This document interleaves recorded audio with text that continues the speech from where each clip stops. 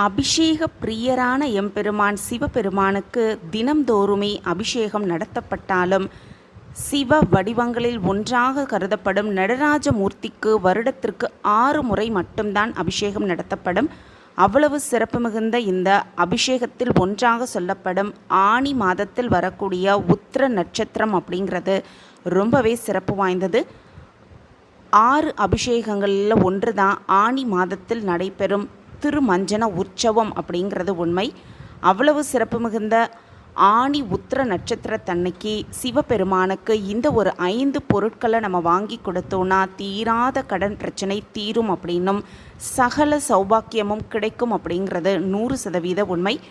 என்னென்ன 5 பொருட்கள் வாங்கி கொடுக்கணும் அப்படிங்கிறத இந்த பதிவின் மூலமாக நம்ம தெரிஞ்சுக்கலாம். வணக்கம். நம்ம இறையொளி திருவருள் சார்பாக உங்கள் எல்லாருக்குமே அன்பான வணக்கங்க.